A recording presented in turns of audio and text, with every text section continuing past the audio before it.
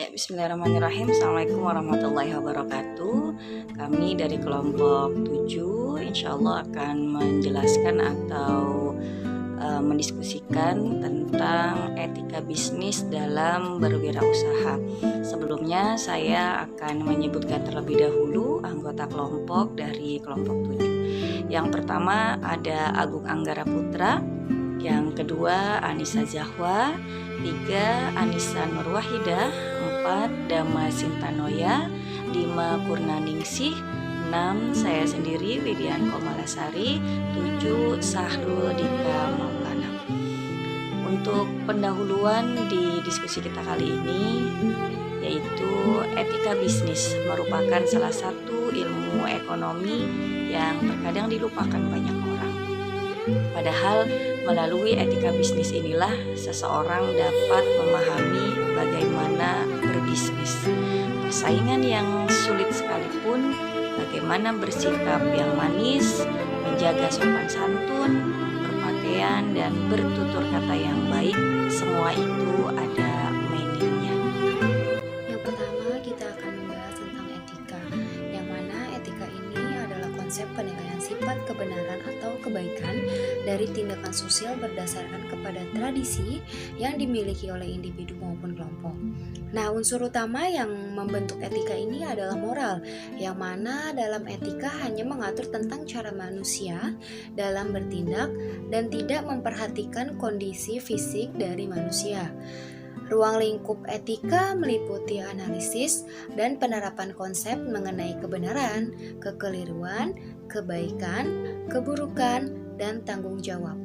Oke, manfaat dari etika adalah pengendalian diri mutu yang dapat mempermudah memenuhkan atas kepentingan kelompok sosial. Berdasarkan tingkat penerapan, prinsip etika dapat dibagi menjadi etika umum dan etika khusus atau sosial. Etika umum merupakan dasar dari ilmu etika. Prinsip-prinsip yang dikemukakan berkaitan langsung dan menjadi bagian dari ilmu tentang moral. Ya, materi selanjutnya adalah tentang etika produk. Etika produksi adalah seperangkat prinsip-prinsip dan nilai-nilai yang menegaskan tentang benar dan salahnya hal-hal yang dilakukan dalam proses produksi. Di sini bisa juga dalam proses penambahan nilai guna barang. Kemudian tujuan dari etika produk di sini adalah untuk memperbanyak jumlah barang dan jasa. Yang kedua, untuk menghasilkan barang dan jasa yang berkualitas tinggi. Yang ketiga adalah memenuhi kebutuhan sesuai dengan peradaban. Yang keempat adalah mengganti barang-barang yang rusak atau habis. Yang kelima, memenuhi pasar dalam negeri untuk perusahaan dan rumah tangga. Yang keenam, memenuhi pasar internasional. Yang ketujuh adalah dapat meningkatkan kemakmuran. Yang kedelapan, menghasilkan barang dengan kualitas bahan baku yang standar. Dan juga dapat menghasilkan produksi dengan kualitas yang standar yang menjamin tidak membahayakan dalam kehidupan kita dalam bermasyarakat. Yang ketiga, itu ada etika persaingan. Persaingan usaha bisnis adalah istilah yang sering muncul dalam berbagai literatur yang menuliskan perihal aspek hukum persaingan bisnis. Persaingan bisnis berasal dari bahasa Inggris, yaitu competition, yang artinya persaingan itu sendiri atau kegiatan bersaing, bertandingan, dan kompetisi.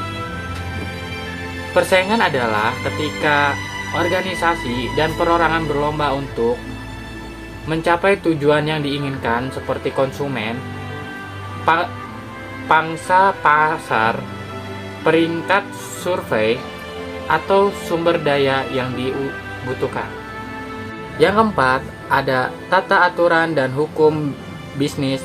Dari etika hukum bisnis adalah norma-norma atau aturan yang tertulis maupun tidak tertulis yang mengatur tentang kepentingan hukum bisnis. Dibagi menjadi beberapa bidang antara lain hukum bisnis dengan bidang ekonomi, yaitu hukum dagang, hukum asuransi, hukum investasi.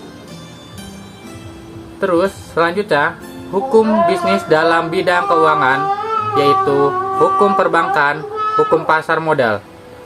Fungsi hukum bisnis ialah sebagai sumber informasi untuk memahami hak-hak dan kewajiban dalam praktik bisnis agar terwujud watak dan perilaku aktivitas di bidang bisnis yang berkeadilan, wajar, sehat, dan dinamis.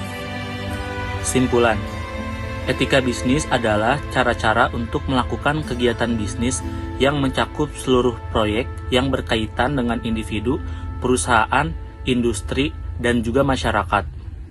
Mencakup bagaimana kita menjalankan bisnis secara adil sesuai dengan hukum yang berlaku, dan tidak bergantung pada kedudukan individu dan perusahaan masyarakat.